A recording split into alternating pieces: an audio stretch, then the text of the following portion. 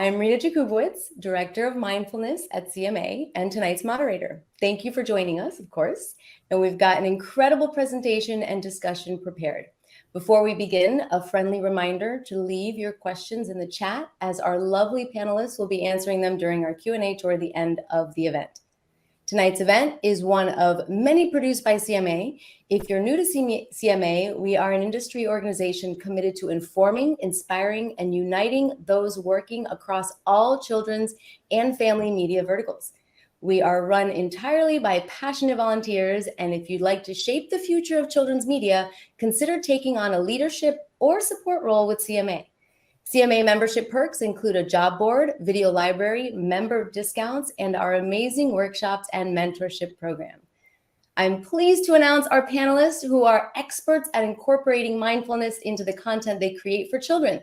Jenny Gioia, VP of Programming and Content at Sesame Workshop, Rob Hoegee, Stillwater showrunner, Craig Lewis, Story Director at OK Play, and Aaron Ehasz, CEO and co-founder at Wonderstore. Before diving into this lovely panel, let's start with a basic description and practice so that we can experience a moment of mindfulness together. Mindfulness is both the daily practice and effect of becoming more present and aware of oneself and one's surroundings. In that clarity, you can better manage your emotions and ultimately choose more empowered actions to live a more fulfilled life, personally and at work. So now let's do a simple practice that you can do anytime, anywhere to bring you back into the now. All right, so let's sit up straight in our chairs, place your hands onto your knees, and close your eyes. Take a deep breath. Notice your breath passing through your nostrils. Then notice any smells around you. Relax your jaw and the tongue in your mouth and let it float. And notice your sense of taste. Soften your forehead and eyebrows and notice your ears relax. What are the sounds around you? Don't judge them good or bad, just notice. Now notice your hands touching your knees and the texture. Feel your sense of touch. Then notice your sight, even if your eyes are closed. You can see light and shadows. Just be aware of it. Take a deep breath. Now blink your eyes open. Welcome back. And that was just a quick 5 cents meditation. And now that we are all regrouped and present together, let's give our undivided and focused attention to these amazing panelists who work hard to help children understand their own power by teaching mindfulness through story. So again, we have Jenny Gioia, who plans and executes the content and programming strategy across Sesame Workshop's kid-facing digital broadcast platforms. As VP of Programming and Content, she also supervises content operations on podcasts, short-form video, live and themed entertainment, and interactive games. Jenny's work has received numerous awards and recognitions, including Web Awards, Telly Awards, Kidscreen Awards, and several Daytime Emmy nominations. Aaron Ehasz is an American screenwriter and television producer. His body of work primarily consists of animated series, including head writer and co-executive producer of Avatar: The Last Airbender, although he did serve as a producer on the live-action series The Mullets and Ed. He is also co-founder and CEO of Wonderstorm and co-creator of the Netflix series The Dragon Prince. He has been involved in the video game industry, having served as creative director at Riot Games. Craig Lewis is a creator, producer, and Emmy-nominated writer working in the field of children's animation and interactive entertainment. He's written and developed content for OK Play, an interactive media and technology company, and studios like Cartoon Network, Disney Television Animation, Nickelodeon Animation, and Warner Brothers Animation. And Rob Hoegee, starting with the smash hit Teen Titans for Cartoon Network. Rob has been head writer and story editor on an impressive list of award-winning animated series, including Legion of Superheroes, Stormhawks, Generator X, Slugterra, and Thunderbirds Are Go. Rob is the creator and executive producer of Apple TV's mindfulness show Stillwater, plus Abby Hatcher, Fuzzly Catcher, and won the 2016 Daytime Emmy for Best Animated Program with Nico and the Sword of Light. Woohoo! Give him a round of applause. All right. So it's an honor to have you all here. And my first question is for you, Jenny. When did Sesame make the conscious shift to use the terminology mindfulness, specifically because Sesame Street has been talking about feelings since the beginning of its inception? Sure. So as you mentioned, from the beginning, Sesame has always been driven by a whole child curriculum, and that includes emotional regulation. The first time I really recalled, using the mindfulness term was probably in early 2019. We were engaged in conversations with Headspace around a content partnership. And, Headspace had these great mindfulness techniques, but they were for adults. So our education team brought in advisors, and they really worked those techniques to be geared toward preschoolers. And that resulted in our monster meditation animation series on YouTube. And that's what started our mindfulness content journey at Sesame. And along the way, our education team kind of built their arsenal of different mindfulness techniques and, infused it into our content. And it led us to our most recent launch of our Elmo Mindfulness Spectacular, which is our 40-minute YouTube special. And we have a clip, but I'll tease it up for you. It's a very exciting talent show happening on Sesame Street. Elmo is set to perform, but of course he gets stage fright. So he goes on a mindfulness journey, and with the help of friends, he learns lots of techniques. And spoiler alert, he performs his big song in the end. I realized something. All this time, I've been wanting you to show your talents. And it's because I thought you wanted to, and I want you to know that it's okay if you don't. Yeah, I mean, sharing your talents is only fun if you want to share them. Mm-hmm. And no matter what, we're going to be here for you. Oh, thanks, everybody.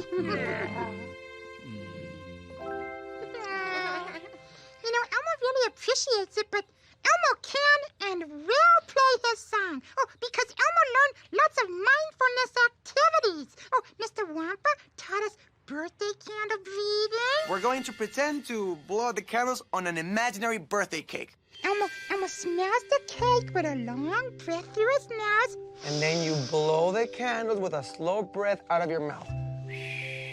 Happy birthday. Yeah. Oh, and Marquez Brownlee taught us hear and see. We're going to close our eyes, count to 3, and listen for the first thing we hear. Then we'll open our eyes and seek out that sound. See, Elmo covers his eyes and focuses on a sound around him. Hey, Elmo found the sound of people cheering him on. Fitness Marshall taught Elmo that exercise can really help with big feelings. Yeah, the Elmo slide. The Elmo slide, the Elmo slide. And Miss Lauren gave us glitter jars. And now the fun part. So shake the jar and watch the glitter float and settle. Watching the glitter move around always helps soothe me. Yeah. And finally, to round up this recap, Miss Jenny showed us that we can sing and dance to feel better. Yeah. When my belly gets tight and I feel hot, but then I feel really cold all over, I like to sing and dance to my feelings because I think it's a really nice way to name and be with our emotions. Oh. You know what? That's what Elmo's gonna do right now. Please welcome Elmo!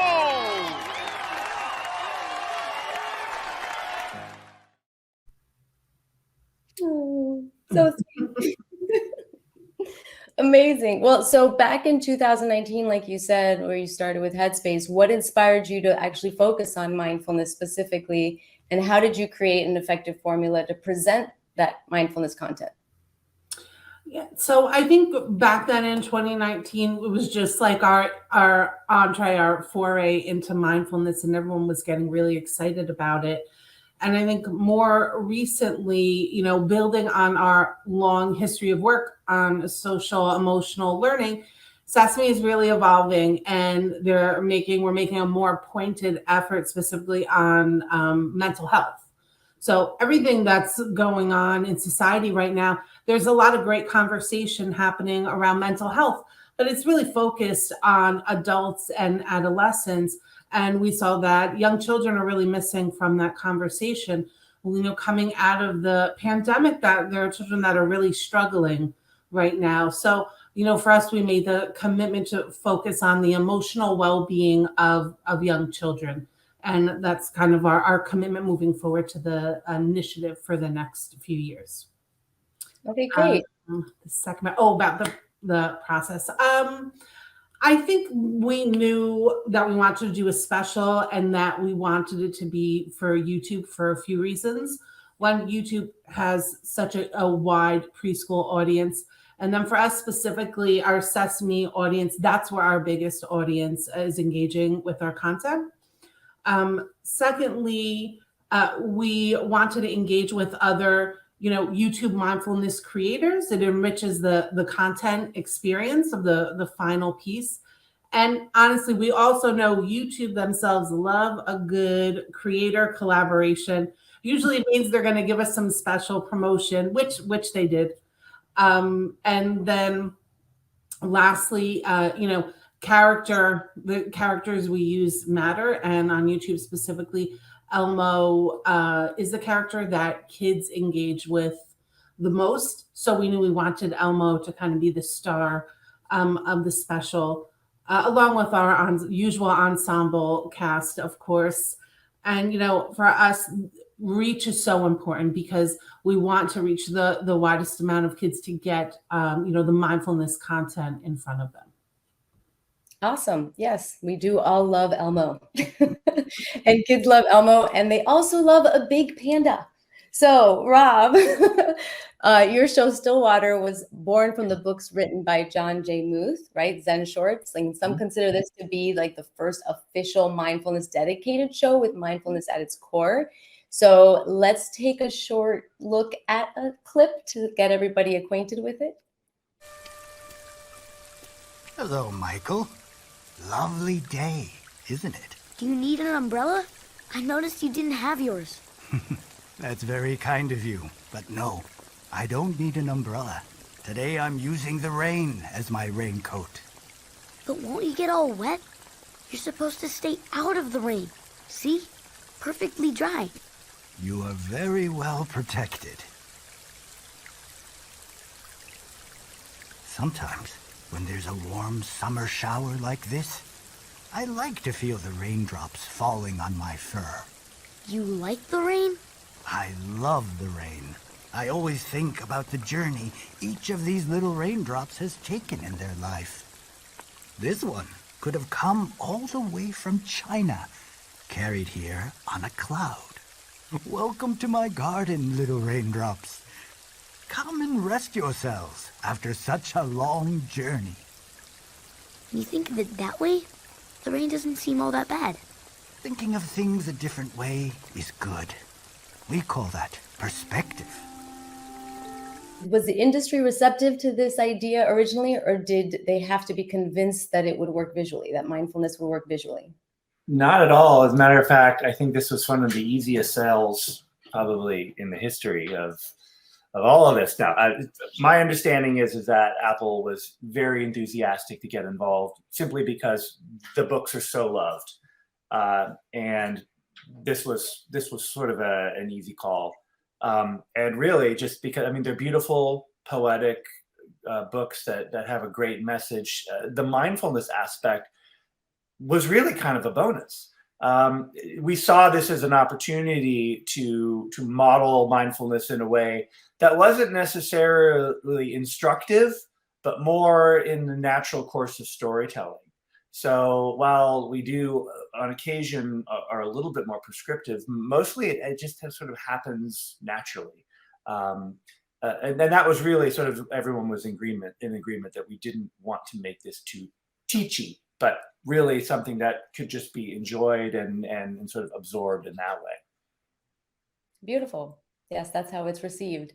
So what is your origin story to coming on the show? Like, what made you want to be part of it? Well, I loved these books and I read them to my kids when they were little. And it was just actually, as one of those sort of happy accidents where the stars aligned. I just happened to be meeting with some friends at Gaumont who, in collaboration with Scholastic, had the rights, and they got Apple involved. And we were talking about other things, and I just shared how much I love the books, and went on and on and on and on. And that got them to thinking maybe Rob should write a script, which I have to say was a real leap of faith for them, because, my background is sort of an action adventure type show. So, a mindfulness show for kids that's sort of seen through the lens of Zen Buddhism, that was a bit of a gamble for all of us. I didn't know if I could do it. They didn't know if I could do it. But we all thought, hey, let's give it a try. And somehow it was like Cinderella's glass slipper. It just fit perfectly. Yay. Yes, it does fit perfectly when we watch it as well. Well, there's so much content out there to choose from. I am curious, Jenny, what's the process used to strategize the right content? Well, I think for us, there's always a top layer of research that we go into for, a good period of time, where we always start with expert advisors to really help us understand the scope of the issue or the topic.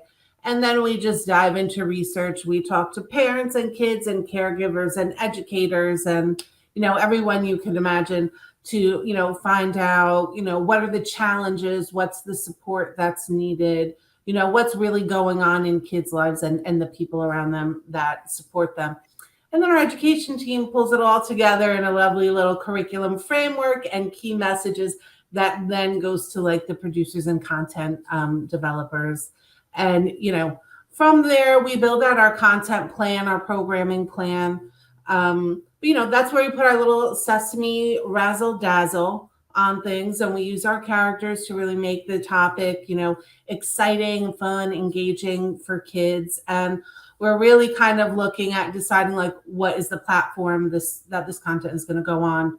And then based on that, like, what's the right format? Is it an short form, long form? Animate, is animation, song, is it a narrative, and then with the actual like storyline, which is always based on our curriculum key messages, it's like, what are the right characters to bring this to life that will also, align to what's right for the platform, that it's going to go on. So giving you our secret sauce for creation. Secret sauce. I want to know all the secret sauces. So thank you for that. Rob, I also want to know how what are the different ways you modeled mindfulness in the show? Well, we sort of found that in sort of the process, there was really kind of three ways that mindfulness sort of came, was sort of represented in the show. There is sort of just the inherent act of watching the show. That in and of itself is a mindful exercise. What we did was we took great pains to slow things down. It's a very measured, very peaceful, very quiet show at times. We have scenes where Stillwater could just be sitting there in a contemplative mood for moments and moments, way longer than you would ever think to have a character sitting there in a show where our default mode is go, go, go, go, go. So, simply the act of watching the show, I think could be seen as an act of mindfulness. And I even heard just anecdotal feedback from parents. It's like, I put this on with my kids and they instantly just sort of go into this Zen state, which is great. The second way is sort of, I guess you would call it sort of passive mindfulness on the part of Stillwater or other characters. So we see them engaging in acts of mindfulness, whether it's Stillwater doing a breathing exercise or Tai Chi, or just noticing something, even the way he interacts with the world around him or even with the kids. So it's just we're sort of absorbing that mindful act in a natural way. And the third way would be more of a guided mindfulness approach, where Stillwater might be talking to one of the kids about their feelings or about whatever's going on, and actually give them an instructive mindfulness practice. We've done things like breathing techniques or body scan, like we did in our opening little exercise. Or even just a matter of taking a moment to listen or to look. I like that you use the word noticing a lot in your opening remarks, and that really is a huge part of Stillwater. And in mindfulness, is just taking a moment to notice things. I'm noticing this drop of rain in my hand. I'm noticing that you seem to be upset. I'm noticing that I have a feeling inside of me that doesn't, that is kind of an itchy, scratchy thing. So that's kind of part of it too. So that's sort of the third way, when we're actually having Stillwater give active, step-by-step mindfulness practice techniques that then kids watching can then sort of decode. And yeah. Awesome. No, for sure. And I also know that you're getting a little help in the third season by Malika Chopra. Is that correct? That's true. Yes. Okay. CEO of Chopra Global and author of Just Be book series. So she's getting involved. Will you tell us a little bit about how she's involved? Apple is really great, and they do for a lot of their shows, especially in the kids and family space, have what they call a thought leader that comes in and is involved in the show to help with the messaging, to help sort of spread the gospel of the show that we're doing. And so Malika has been terrific in that respect, really just getting people to turn their attention to Stillwater and the positive aspects of what we're trying to do with it. She's also been made available to us, in production itself, as a resource, as a sounding board, and I've really enjoyed being able to work with her on more challenging storylines, where having her input and advocacy really sort of helped move things along. So that's been great. That's awesome. Wonderful. Okay, so we've been talking about mindfulness intentionally woven into content, but Aaron, your approach to infusing mindfulness into your shows has been a bit more subtle, and you've woven stories and themes that include philosophy, yoga, etc., like the Avatar. So as head writer for the Avatar, did you intentionally write scripts with mindfulness in mind? Because in 2005, that would have been fairly unique approach. You're like, how did stuff accidentally get in there? I don't even know.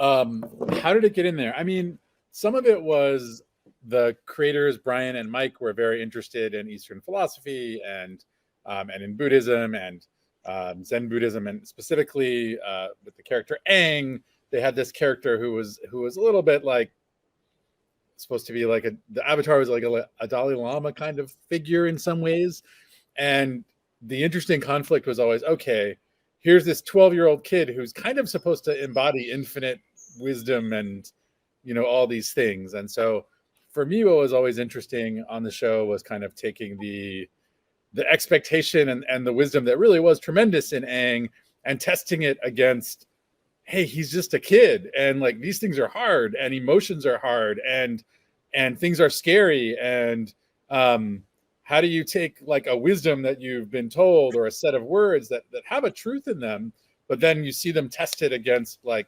the character's, journey and experiences. So to me, that's the best way I can describe it, which is that like Aang was supposed to embody these kind of wisdoms, and we wanted to see and test them. And there was a lot of truth in them. And I think in testing them, you got to explore and push on that in a way that you wouldn't have by just saying the words. That's the best way I can put it, I think. Yeah, no, it's definitely received that way. So wonderful. Let's get some perspective on another platform, though, because Craig, can you give us a quick overview on what the OK Play app was and your approach? OK Play was this amazing app that was initially created to sort of connect parents and kids together through on-app play and off-app play. And kids could, create different stories, animation. There were activities that sort of spark conversations between parent and child. And there were a lot of opportunities to sort of learn about mindfulness and build emotional, social, and cognitive skills in the process. It was a really, really amazing experience, something completely different than what I've done in the past. The founders of the company were really remarkable. They were inspired, I think, like many of us have been, by Mr. Rogers, sort of his efforts to use television for good. And sort of they want to do the same thing in the interactive space. Great. And what inspired you to want to work with them? Oh, gosh. And with Stillwater. Yeah. Honestly, I stumbled across mindfulness in my own life. I really appreciated the practices, saw how it benefited me. And one of the things that instantly popped in my head was like, oh, I wish I had this when I was a kid. because of course we all have stress. We're not always taught how to respond to it. I was like, this could be really, really beneficial for young kids. And yeah, everything I'd worked on to that point, I hadn't really had an opportunity to explore it, but I really, really, really wanted to find outlets for it. So I actually did a facilitator's training course and really did a lot of deep research on it. I'm by no means, I'm not an expert, but I really do enjoy it and see the value in it. So I was just looking for opportunities, and yeah, Stillwater was actually the first one that came up outside of just sort of my personal projects that I work on. And yeah, I was so thrilled to get a chance to do it, especially just being, a big fan of the books. Great. Yeah. So Rob, you and Craig work together, right? As in Stillwater. Can you pull back the curtain a little bit and share with us how the writer's room kind of played out with themes and topics? Yeah, absolutely. Unfortunately, in animation, we don't often get the luxury of even a writer's room for very long. In our case, we had a couple of days together as a group, the writers that I was lucky to get together, and we met on a cold, rainy day at the tea garden at Descanso Gardens, which is this beautiful Zen garden. And we had this little tea house all to ourselves, and we met inside. And I took the time to sort of go over the show and the books. We had a wonderful consultant on the show named Meg Levy, who is a Zen priest in the Soto Zen school out of San Francisco. She was involved in season 1 as a consultant throughout, but also in the beginning kind of gave us all an overview of what Zen is and how that relates to mindfulness. We also had Dr. Molly Lawler, who's a child developmental psychologist, who was also involved in not only the ongoing show, but in the development as well. That sort of helped us set us up for success in talking about the issues that kids are facing and ways that mindfulness can help. And so in those early days, really, we were able to find a lot of ways to sort of implement mindfulness in the shows. And we sort of came up with a bit of a process in which it was a little game. Actually, what we did was we would come up with an idea, what we called a spark. It was something that a kid would impact them in an emotional way. And we also had we had a list of sparks, which would be like not getting invited to a sleepover that friends are having, or being afraid to go to the dentist, and whatever it could be, all getting your first haircut at a barbershop. Then we had a list of feelings that are common to every kid.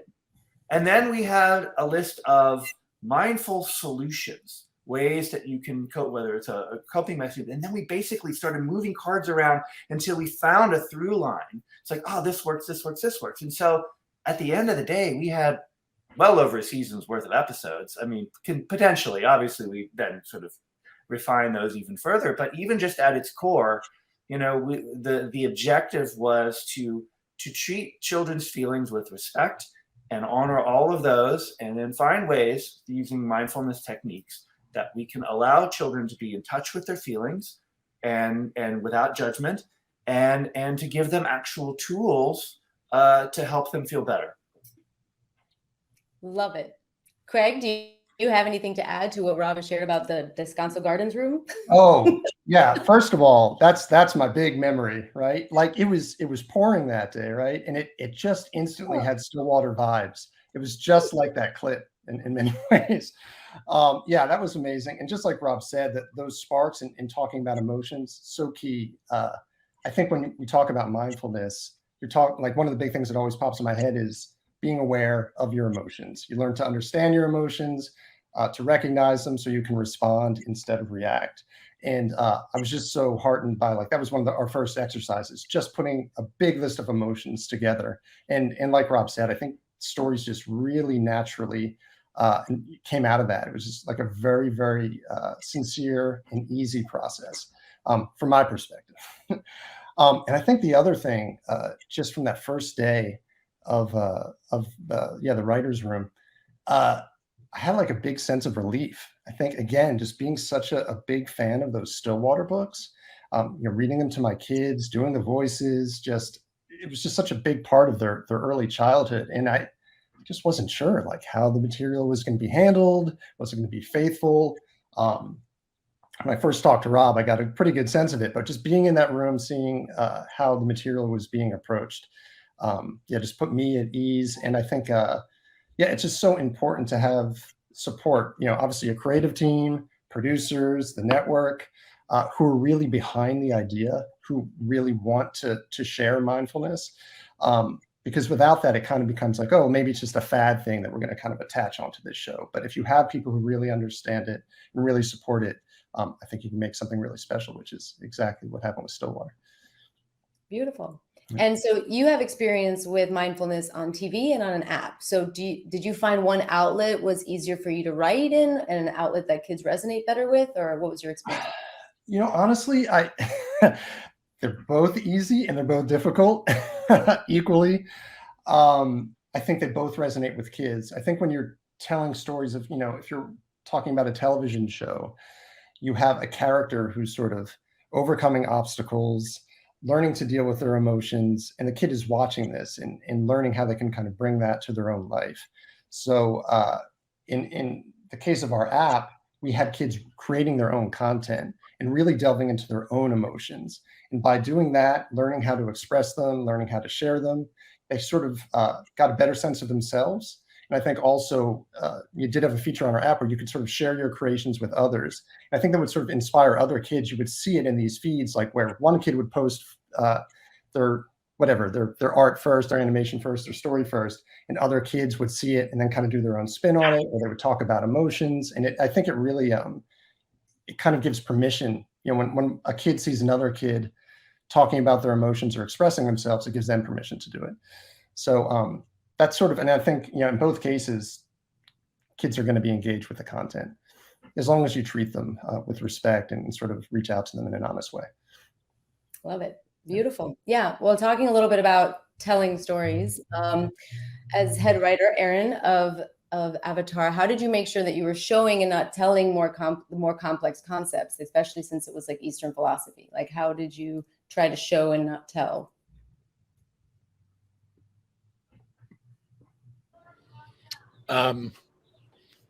It's a tricky question. I mean, I think everyone who's worked in animation, well, maybe not, has had this moment. But when my first job was in animation, and I was a writer on a show, Mission Hill, and fancied myself a pretty hilarious writer with a lot of great jokes and dialogue, and these characters were just bang, bang, bang, bang. And I was really proud of my first script for that show. And the director of that show, Lauren McMullen, and I mentioned her partially because she was a director on Avatar, came in after that first script and was like, "It's terrible." And I was like, "What do you mean?" And she said, like, "Yeah, the characters are saying a lot of funny things, but you're not writing film. You're not writing something visual." As a director, as someone who now has to sit down and figure out what are the storyboards, is like, I was not excited to read this. It was funny, but this was not, you're not writing the medium. And so part of the answer is just like, I think when you're a writer for animation, you hopefully are able to, part of it is recognizing what my part in the process is, starting to blueprint something that a lot of other people are going to build. There's going to be a director and board artists and all kinds of people bringing it to life and trying to imagine what is it that makes this exciting for them to drive home the impact of the ideas and the emotions of the story and the characters. So if you find a scene where maybe it is too dialogue-y or whatever, you're thinking about, well, what is visual about this scene?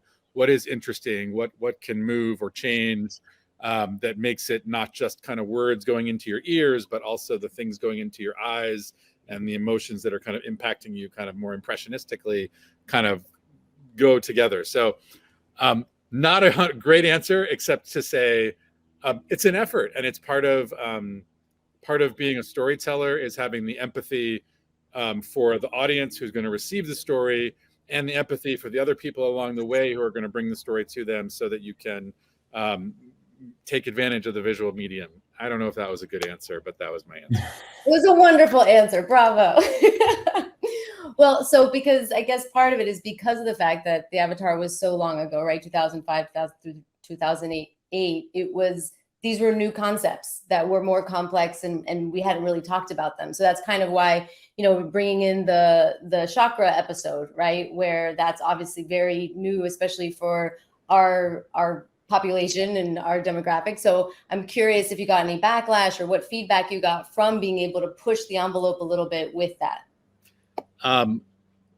we did not get backlash. I think to what Craig was saying earlier about when you get support from a network and when you get support from the bigger team, it makes all the difference. So Nickelodeon was really behind doing something different and letting Avatar be what it could be and supporting the vision. Now, certainly they were probably giving feedback like, hey, these notions are complex. How can we make sure we're illustrating them in a way that is going to still be appealing or interesting enough that someone wants to grapple with it, that it has whatever set of,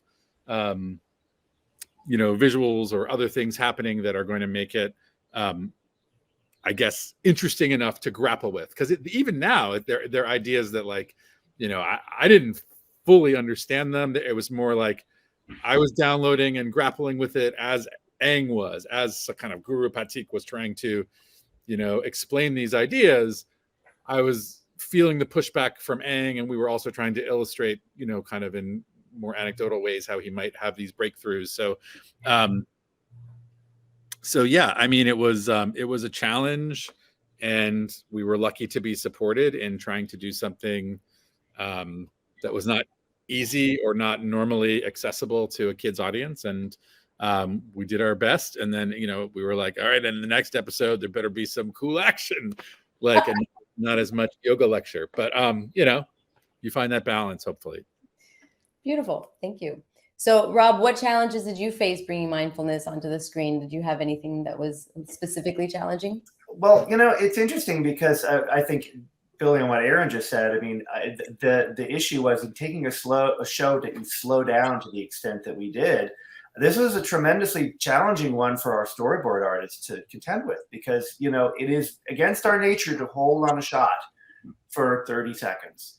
We want to keep things moving. I mean, we sort of got over that.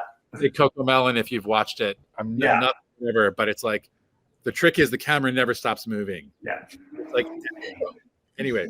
Yes, but and well, to that point, we did, with some subtle, elegant camera work with good layouts, but also making interesting things happen, even if it's done being slowly. I mean, it's almost sort of like kids notice things. So if there's a little something happening in the corner of the screen that Stillwater is watching, kids will take notice of that and they'll get engaged. And we're finding even that with a show slowed down as it is, kids still are engaging, which is really great. And that just goes to show that it doesn't have to be, lightning fast. We did get a little, in terms of differences from the book, which was clearly and unambiguously rooted in the Zen Buddhism tradition. That was something that we did have to sort of obscure a little bit. While the mindfulness aspect of it was pushed forward, any sort of mention of Zen or Buddhism specifically was sort of downplayed, at least in dialogue. I mean, in actions, there's no doubt. I mean, that this is sort of the spring from which this flows. But in terms of the mindfulness aspect of it, everyone was on board fully. We knew that it was something that was missing in the world of children's television, at least from a narrative perspective like this. I know like Jenny and Sesame Street have done things that are dealing with it as well in a much more instructional way, which is great and necessary. From a narrative perspective, it's not something we really ever saw. So we knew that we were onto something. And then in the middle of production, something happened. We had a bit of a global pandemic.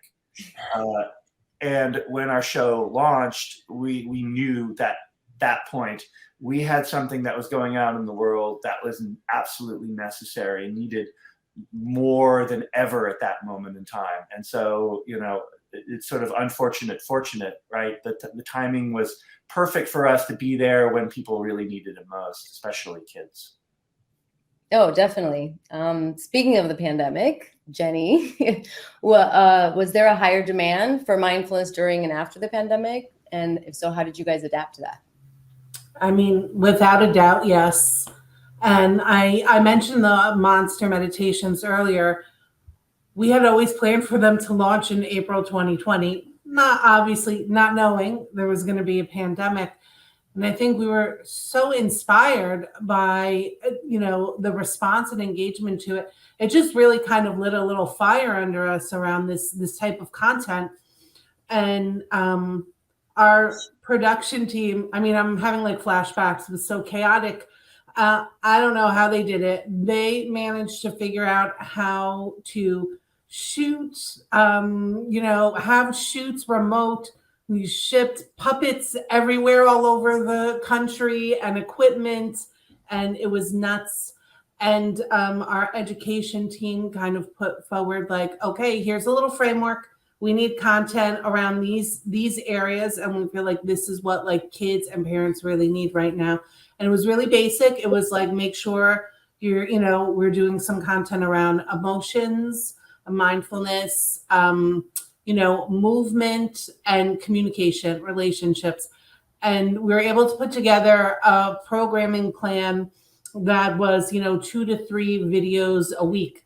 And sometimes it was just like Abby's dance break for 30 seconds. I mean, if you go back and look at our channel, some of those, you could tell some of those early videos were a little wacky. Cookie Monster had a snack chat series where he literally it's a little nuts, but it was great. And we had a lot of mindfulness stuff where it was like, giving yourself a butterfly hug. So a lot of things around senses, what's around you. And then, a lot of stuff with Elmo and his dad. We were able to capture like those two together, showing like conversations. So I'm so proud of like the team that they were able to kind of put all that together. And we really did that for as long as we were remote. So and probably the highest views that we've had on YouTube Sesame, and the pinnacle of I think in a lot of people that are on digital platforms saw that during the pandemic that it was so high, but I think we were able to respond so quickly, and we had already been working on the start of like the mindfulness content that we were able to make that pivot. And really, it's just been a journey of, which has led us now to emotional well-being, initiative, and it's led right up to the special. And, we're really committed to this curriculum. It's beautiful. Yay. Things can come from, it's like the lotus, right? It works. Craig, did you experience any challenges with the app? Oh, yeah, so many challenges. But mindfulness. yeah, of course. I think whenever you're dealing with mindfulness and asking kids to sort of dig into their emotions, scaffolding is something that's super important. Making sure there's maybe an adult in the room who can kind of guide them and support them. And when our app started, we sort of had that just built into the concept. It was designed to get parents and kids interacting together. And we all felt pretty good about that, thought we were doing a really great thing. Then the pandemic hit. And it turns out that parents, while they really loved everything our app had to offer, were spending so much more time with their kids, whether it be like an online school or just everyone was around each other all the time. And so we found that parents were looking for something that they could trust, like an app they could trust, let their kids play by themselves, and then maybe come back and share with them. So that was a big shift for us. But we felt we needed to make the pivot, and we had to kind of figure out a way to do that and sort of stay true to what we were hoping to accomplish with the app. And so luckily, we had all these creative tools already built into the app, and we just sort of leaned into them, and things kind of happened naturally, where we were like, we just sort of provided the kids more creative tools, more opportunities to express themselves. They could sort of put themselves in stories, tell lots of stories, make a lot more animation. We had things like they could make their own comic strip and express themselves through that, create music, and we just kept giving them more and more ways to sort of express themselves. And I think what happens is they felt safe talking about their feelings on the app. And then they would sort of make these videos essentially that they could then go and share with their parents later. And my hope is, and the feedback I sort of got was that, yeah, this was happening. Like they were going to have the same conversations later when they were talking about what the kid had created on the app. So we were able to navigate it, but it was tricky for a minute in my mind as a writer. Like, how are we going to approach this and solve it? Right. It's a pivot, a quick pivot. Quick pivot. Okay, great. So let's shift to your own baby now, Aaron. You are, as the co-creator of The Dragon Prince, I'm especially intrigued and inspired by your choice to include the warrior woman, General Amaya, who's also hearing impaired. Let's see a clip from The Dragon Prince. It's like a mini montage of this character. If we don't let you go, you'll kill them and drink their blood. That you are a monster. It's okay, Callum. I've slain monsters before.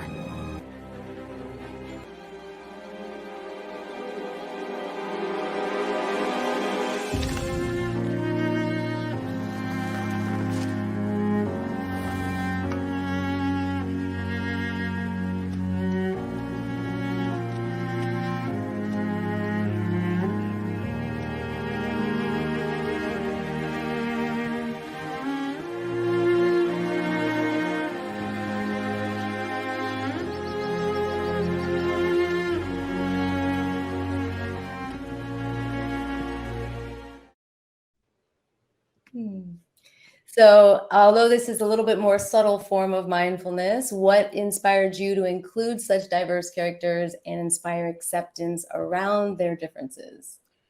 Aunt Maya is an awesome character. I think, as just a creative person, I think when we're developing characters, we're always looking for what's interesting about them, what's layered, what's, what makes them special and different and strong.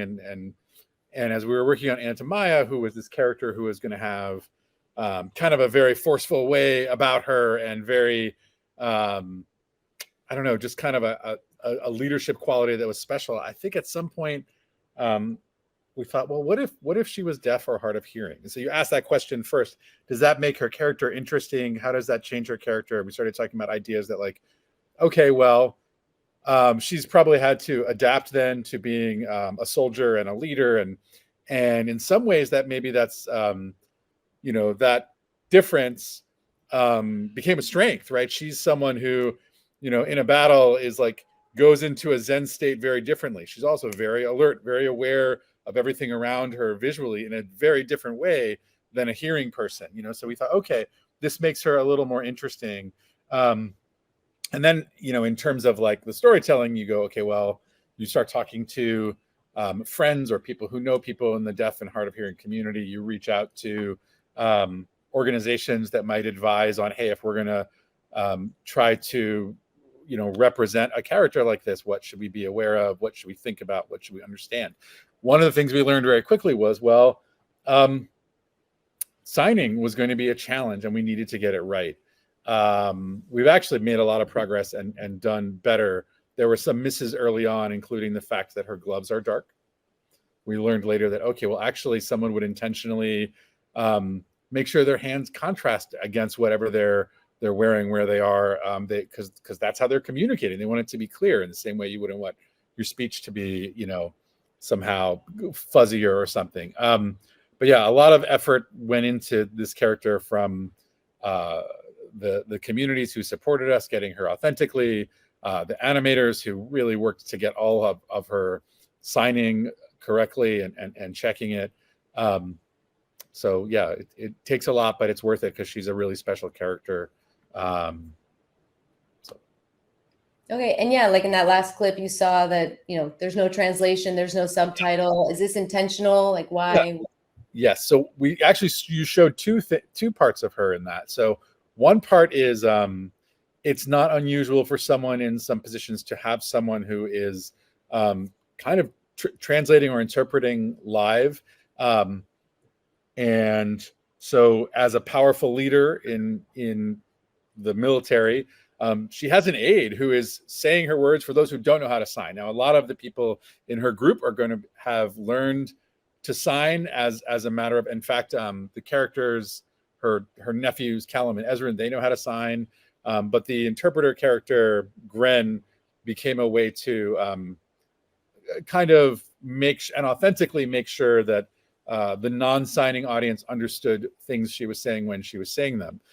Some of that required storyboard artists to learn, for example, like, hey, when we're doing this, it's on her. He's talking, but she's communicating, right? So the camera's on her. He's back there.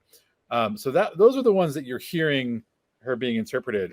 But we also thought it was important, like, hey, there are scenes, the scene where she's at her sister's grave, you don't need to know those words. If you're interested, you look into them, or you look online, or we posted them. But she's obviously having a moving moment communicating with her sister who's passed away. And the emotion of that is, probably more important than the specific words. And so we didn't put like subtitles or anything like that, because we felt that was more, more interesting or something. Well, and as a viewer, it kind of slows me down, kind of like with Stillwater, is like you just, I don't know what's happening, but I'm in the moment. So yes, it does at least pull you in that way to be more empathetic for her and connect with her. Well, good. Cool. So, Jenny, what has been the response to the Mindfulness Initiative? Yeah, I mean, it's been great so far. The special's been up for a little over a month, and we're almost at 8 million views. So we're really happy with that, and looking forward to a lot more content coming out over the next 2 years. Beautiful. And Rob, what has been your biggest takeaway from the Stillwater project, and what do you hope others in the industry will learn from this? Well, I think I've spoken about how slowing things down actually can work. And there's no loss of engagement. There's no loss in the ability to tell a compelling story. In a lot of ways, it makes it a little more challenging because, again, it puts more emphasis on the visuals and the larger story. But no, I think telling a much more measured story it works, and it's great, and it can be very successful when it's the right fit. And so I would hope that will continue. I think parents certainly will appreciate a quieter, gentler option for their kids to watch. Agreed. All right, so for all panelists, what inspiring thoughts can you leave us with? Ooh, make it think. That's a big question. But I would think this is kind of echoed in what everyone has kind of said today, that the most important thing is to really kind of show the mindfulness techniques, so kids can replicate them in their own lives and see them in the action. I don't know if that's inspiring, but that's what I'll leave with. I'd say that as content creators, we always sort of hope to do things that are going to inspire and entertain, and every once in a while you have an opportunity to be involved with something and you really can see that you actually can make a difference. And the choices that you make, whether it's a small thing as a creator working on a show, or it's a big decision by a studio or a broadcaster, it really can genuinely make a difference.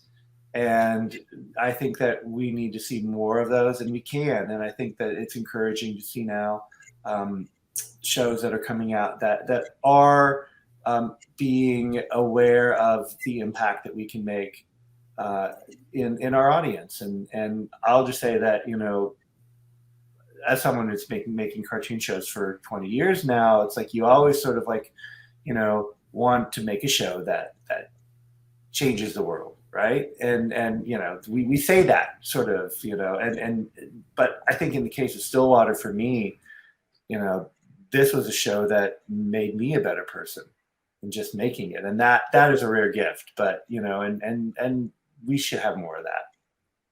Agreed. Yay. Well, go ahead, Aaron. Oh. Yeah, go ahead. Okay. So years ago, the Dalai Lama told me that doing a good thing or an act of kindness is the most important thing you can do. It's very powerful, and it changes the world. Each one act changes the world one.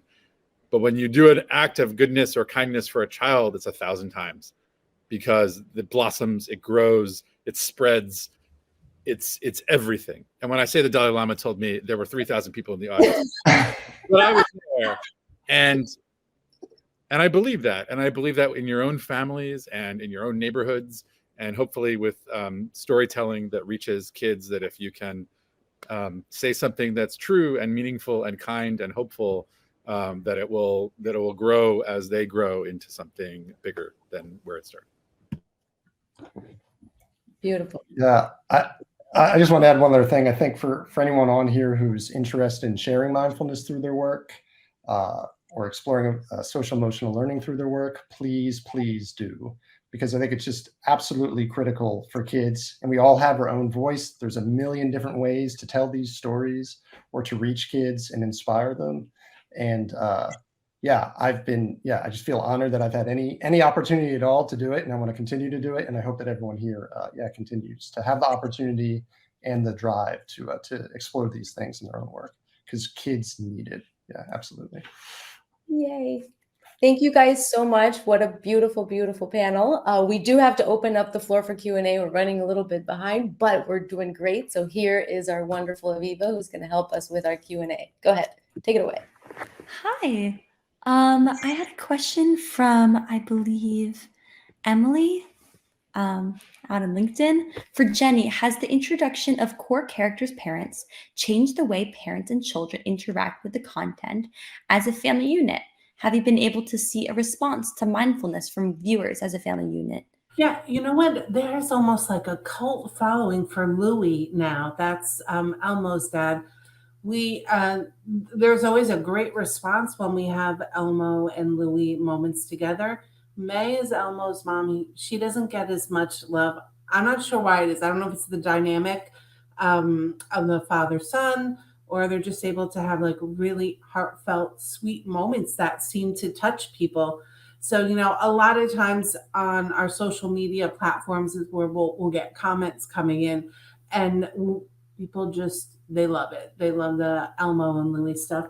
Trying to think of other family characters, other family members that we have Abby Kadabi. She had a storyline with her mom remarrying, and a new step family was introduced, stepbrother. And that was also, there was a great response to that too. And that was like mom, stepdad in the mix, and new little brother. So I do think when we open it up and show the family, it just gives like another dynamic to the storytelling. And I do think that, the adults, maybe enjoy it a little bit more. Again, it's just modeling, like we usually, we focus on modeling behavior for kids, but we're also modeling for parents. So I think it adds a nice dynamic to the content.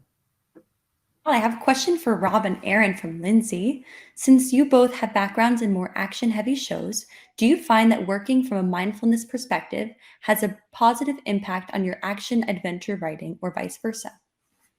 As it happens, my follow-up to Stillwater is Frog and Toad, also on Apple, which is not quite an action show, but I can definitely say that my experience in Stillwater has impacted my approach to those classic characters as well. If anyone's had the chance to see it, it's a very warm and cozy show. It also sort of relies on a more measured pace. And, I don't think that I would have ever sort of tried to do it that way had I not had the success on Stillwater that I did with that sort of a Zen type of approach. In the future, if I ever do get back in the adventure type shows, I think it certainly would impact sort of the way I approach characters and their connections to their own feelings, for sure. I'm interested in kind of the emotional rhythms that characters go through. And so I think about, in action shows and moments where there's great danger and adrenaline and all this happening, like, it's very interesting to me how you recover from that, how you kind of regroup and find your center, or whatever it is that lets you kind of sit down and be a friend and not just an adventurer, or those things. So, this panel itself will give me more thought in like the next things I'm writing, and how I think about characters moving between those different kinds of energy. And in particular, again, like back to the idea of modeling, hopefully modeling and empowering kids to come back from something that's very energized and make themselves back into where they are and reclaim, control over their own, emotional system and one step at a time, So I think this is interesting, very interesting. One more question. So it's directed to Jenny, but I feel that each of you have shows with such dynamic casts. So I want to direct it to anyone who wants to answer. Perhaps Jenny first. Do you find the different Sesame or characters resonate with kids during different times? Yeah, I mean, that's a great question. Whoever asked that. Yeah, I mean, each character, has, their certain traits. So I think, yeah, it depends what a child is going through. Elmo's kind of like the every kid. He's always excited, high level emotion, super curious. And then you have Cookie Monster who, has like a self-control problem. So there are definitely kids that identify with that. And, a few years ago when we were focused on executive functioning as our core curriculum, Cookie Monster was our go-to guy. And a lot of that was like raising your hand and following directions and that kind of thing. So that kind of makes me think of like when kids are maybe dealing with those issues and being in the school setting, Cookie is probably someone that they relates to. Grover has a lot of failures. He's super resilient. So I feel like there's probably a time in a child's life when, they're really feeling Grover. So I think it's like when you have a cast, you do want to make sure that everyone has unique, talents, strengths, and weaknesses that really kind of work together. So whatever is going on in a child's life or wherever they are, there's someone they can identify with. I feel like Sesame Street is so iconic, and that's such a great answer from my perspective because we all know Grover and you all. I think back, to my original experiences of the characters and just what was funny and crazy and compelling and like, but hearing thoughtful talk about like, oh, this is the part that makes a difference to a kid at this point or whatever. It's I think that's really interesting. So I don't have anything to add except thank you for that answer, Jenny. Yeah, I second that or third that. Yeah. Oh, thank you. And I fifth that. So thank you guys so much. Thank you for joining us. Amazing panelists. Thank you, Aviva, for those questions and for our wonderful audience. I hope you all have a beautiful and mindful evening, and I'll see you next time. Thank you guys so much. Thanks, everyone. Thank you so much. Thank you. Thank you.